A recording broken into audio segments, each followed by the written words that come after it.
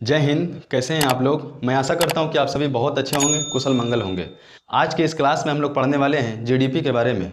आए दिन जीडीपी शब्द को हम लोग न्यूज़पेपर में, न्यूज़ चैनलों में, अखबारों में, सरकार के बजट में, सरकारों की रिपोर्टों में और आम आदमियों की जुबानों पर भी जीडीपी शब्द को सुनते ही रहते हैं। लेकिन क्या सच में आपको पता है कि जीडीपी होता क्या है, जीडीपी को कैसे निकाला जाता है, जीडीपी का कैलकुलेशन कैसे होता है, जीडीपी का कैलकुलेशन कितने समय समय में होता है, और जीडीपी के अंदर ये सारी चीज़ जो आती है, जीएनपी क्या होता है, एनडीपी क्या होता है और एनएनपी क्या होता है, इन सब सारी चीज़ों का क्या मतलब है, ये सारी चीज़ें कैसे निकाली जाती है, और जीडीपी कैसे किसी देश के भविष्य बताता है। और जीडीपी के थ्रू हम लोग किसी भी देश को ये आंक लेते हैं कि कौन सा देश कितने शक्तिशाली है और कौन सा देश कितना कमज़ोर है। आज इन्हीं सब बातों पर हम लोग पढ़ने वाले हैं कि जीडीपी है क्या और इनके अंदर सारी चीज़ें, आने वाली चीज़ों का क्या मतलब है। तो चलिए शुरू करते हैं आज की इस क्लास को।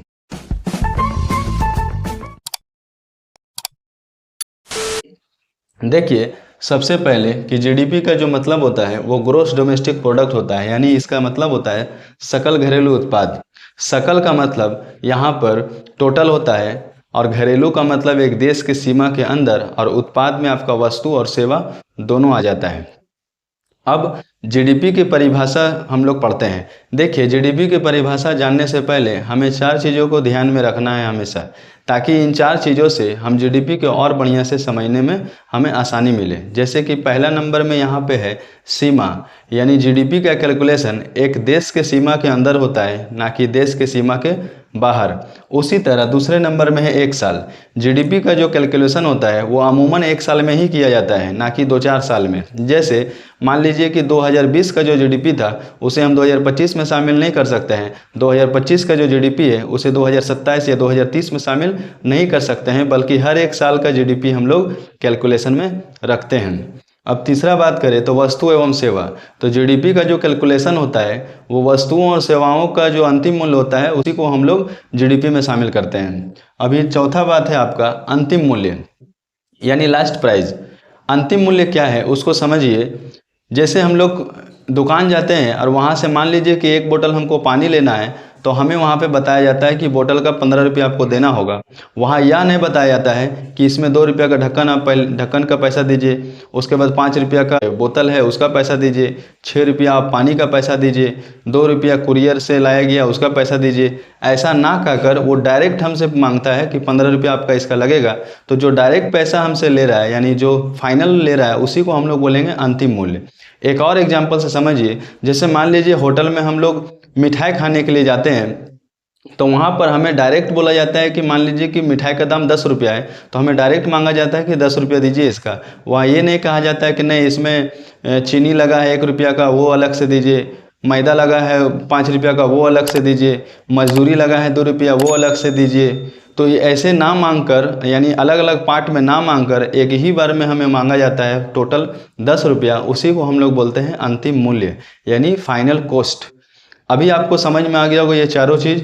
अभी बात करते हैं कि जीडीपी की परिभाषा क्या होती है। यानी जीडीपी का मतलब होता है कि किसी देश की सीमा के अंदर एक साल में जितना भी वस्तु और सेवाओं का जो उत्पादन होता है उसका कुल अंतिम मूल्य को ही हम लोग बोलते हैं जीडीपी। जैसे एग्जाम्पल के लेके कि मान लीजिए किसी देश में कृषि से 100 रुपया आता है और उद्योग से 200 रुपया आता है और सेवा क्षेत्र से आपका 300 रुपया आता है, तो उस देश की जीडीपी आपका 100 plus 200 plus 300 is equal to 600 rupees हो जाएगा। यानी कहने का मतलब ये है मेरा कि जैसे तीनों क्षेत्र जो होता है, कृषि क्षेत्र यानी कि इसको बोलते हैं प्रथम क्षेत्र, ये उद्योग क्षेत्र इसको द्वितीय क्षेत्र कहा जाता है, सेवा क्षेत्र इसको तृतीय क्षेत्र बोला जाता है, सेवा क्षेत्र भी बोला जाता है इसको। तो ये सारे क्षेत्रकों से जो टोटल ये उत्पादन हुआ उसका जो अंतिम वैल्यू है, वो सारे चीज़ को अगर हम जोड़ देंगे ना, तो उसी को हम बोलेंगे क्या, ग्रोस डोमेस्टिक प्रोडक्ट बोलेंगे, यानी कि जीडीपी बोलेंगे। अभी आपको समझ में आ गया होगा कि जीडीपी है क्या। अभी आगे बात करते हैं कि ये जीएनपी जो लिखा हुआ है, ये जीएनपी का क्या मतलब होता है। जीएनपी का मतलब होता है ग्रोस नेशनल प्रोडक्ट, यानी कि सकल राष्ट्रीय उत्पाद होता है इसका मतलब। यानी जीएनपी निकालने का तरीका क्या है वो समझिए कि जीएनपी निकालने का तरीका ये है कि जो जीडीपी होता है किसी देश का, उसमें देशी का पैसा को हम लोग जोड़ते हैं और विदेशी को पैसा को घटा लेते हैं। एग्जाम्पल के लेके मान लीजिए कि हम एक भारत के एग्जाम्पल ले रहे हैं। यहाँ पर एग्जाम्पल के तौर पे मान लीजिए यहाँ पे एक टाटा कंपनी काम कर रही है और टाटा कंपनी क्या बना रही है, कार बना रही है। और टाटा कंपनी जो है वो इंडिया की कंपनी है। और एक हम एग्जांपल में ले लेते हैं टोयोटा। टोयोटा का कंपनी जो है वो कहाँ की कंपनी है, तो जापान की कंपनी है। तो मान लेते हैं कि ये भी कार बना रही है यहाँ पर। तो यहाँ पे क्या होगा कि ये दोनों तो यहाँ भारत के सीमा के अंदर काम कर रहा है, तो ये दोनों को हम जीडीपी में शामिल कर लेंगे। लेकिन ये टोयोटा को हम जीएनपी में शामिल नहीं कर सकते हैं। ऐसा इसलिए क्योंकि देखिए ये नेशनल प्रोडक्ट है, ना कि डोमेस्टिक प्रोडक्ट। तो डोमेस्टिक प्रोडक्ट में चाहे कोई भी रहे, विदेशी रहे, भारत का रहे, बस सीमा के अंदर काम करेगा, जीडीपी में हम उसको डाल देंगे। लेकिन अगर कोई विदेशी कंपनी रहेगा तो हम उसको यानी विदेशी पैसा को जीएनपी में हम शामिल नहीं कर सकते हैं, क्योंकि जीएनपी जो होता है वो नेशनल प्रोडक्ट होता है। इसलिए हम विदेशी पैसा को इसमें हटाना होगा। और मान लीजिए ये जो 50 रुपया हम लिखे हैं, जैसे भारत के बहुत सारे लोग ऐसे हैं जो भारत से बाहर जाके भी काम करते हैं। कोई सऊदी अरब में काम कर रहा है, कोई अमेरिका में, कोई चाइना में, कोई दुबई में, कोई लंदन में। तो वो लोग भी कमा तो रहा है बाहर में, लेकिन कमा के भेजेगा कहाँ, भारत में। तो जैसे ही उसका पैसा भारत आएगा तो वो बन जाएगा क्या, नेशनल प्रोडक्ट बन जाएगा। उसको जीडीपी में हम नहीं शामिल कर सकते हैं, क्योंकि जीडीपी हम लोग देख लिए कि जीडीपी का कैलकुलेशन एक सीमा के अंदर होता है। इसलिए सीमा से वो तो बाहर हो गया। वो तो चाइना में काम कर रहा है, लंदन में काम कर रहा है, अमेरिका में कर रहा है। वो तो भारत की सीमा है नहीं जो हम जीडीपी में शामिल करेंगे। जीडीपी में हम उसी को शामिल करेंगे जो सिर्फ सीमा के अंदर हो। लेकिन यहाँ पर क्या है कि नेशनल प्रोडक्ट में चाहे ये भारत के नागरिक कहीं भी काम करे, चाहे इंडिया में काम करे या इंडिया से जाके बाहर काम करे, लेकिन उसको हम गिनेंगे कहाँ पर, तो नेशनल प्रोडक्ट में, क्योंकि वो कमा के भेजेगा कहाँ, भारत में। इसलिए तो मान लेते हैं कि राहुल नाम का कोई लड़का जाके चाइना में काम करता है। राहुल नाम का जो लड़का है वो चाइना में काम करता है और वहाँ से 50 रुपया कमा के भेजता है कहाँ, भारत में। तो जो यहाँ पे जीएनपी हम निकालने का तरीका क्या है। यहाँ जो ये टोयोटा जो है ये मान लीजिए कि भारत से कमाता है कितना, 30 रुपया। तो अब यहाँ पर जीएनपी निकालने का जो हमको बारी आएगा तो हम जीडीपी यहाँ क्या करेंगे, किसी देश का जो जीडीपी होता है उसमें टोटल जीडीपी में से अपना देश के पैसा को हम जोड़ेंगे और विदेश के पैसा को हम घटा देंगे। इसलिए हम यहाँ शॉर्टकट में एक फॉर्मूला लिख दिए कि जीडीपी प्लस देसी माइनस विदेशी।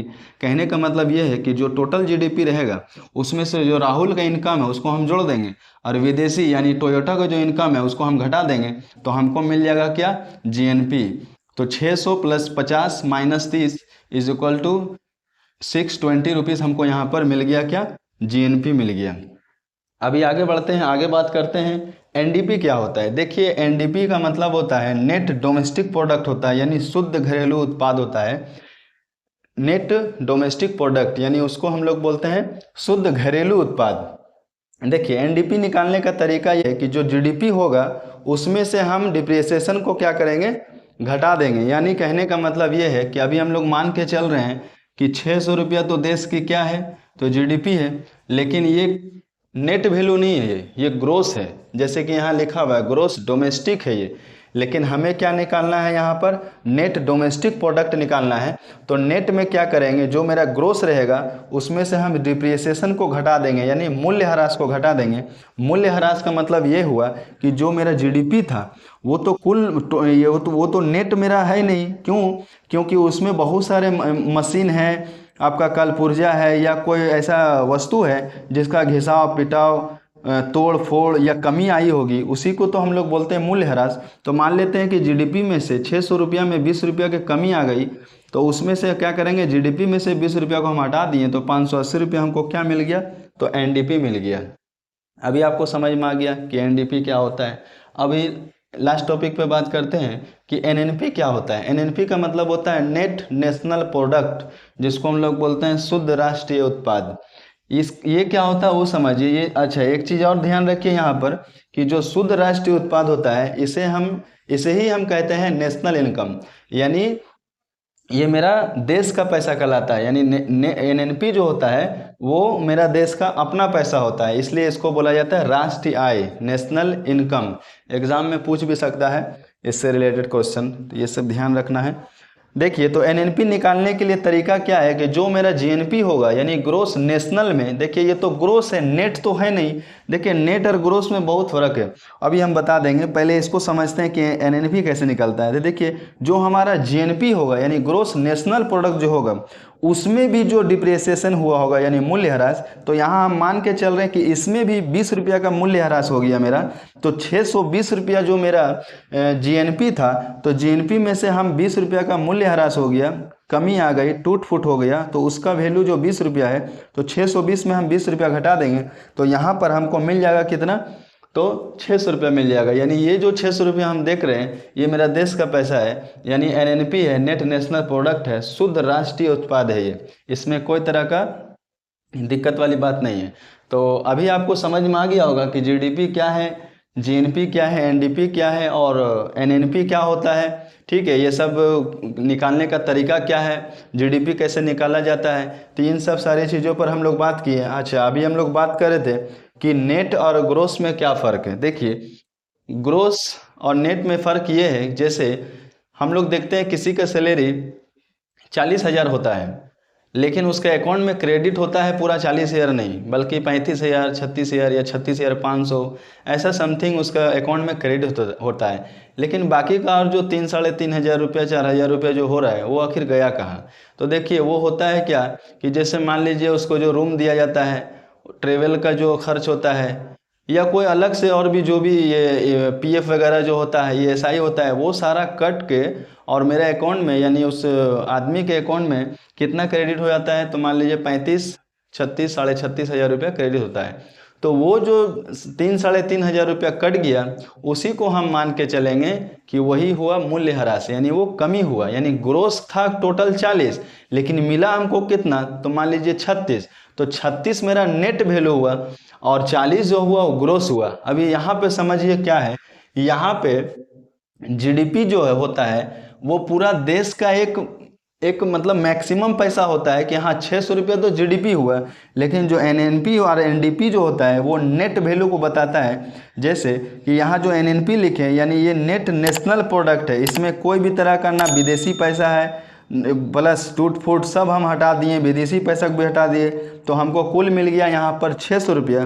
तो ये मेरा शुद्ध राष्ट्रीय उत्पाद हो गया, यानी मेरा देश का पैसा हो गया। आई होप आपको जीडीपी से रिलेटेड हर चीज़ क्लियर हो गया होगा, जो भी मन में डाउट होगी वो सारी चीज़ें आपको समझ में आ गई होगी। और हम लोग आज देखे बहुत ही अच्छे एग्जाम्पल उदाहरणों के साथ कि जीडीपी होता क्या है, जीडीपी के अंदर जो ये 3-4 सारी चीज़ आती है, जैसे जीएनपी, एनडीपी, एनएनपी, ये सारी चीज़ें होती क्या है, जीडीपी का कैलकुलेशन कैसे किया जाता है, तो इन सब सारे चीज़ों ने हम लोग आज सीख लिया। आई होप मिलते हैं किसी नेक्स्ट वीडियो पर इसी तरह के इन्फॉर्मेशन लेकर।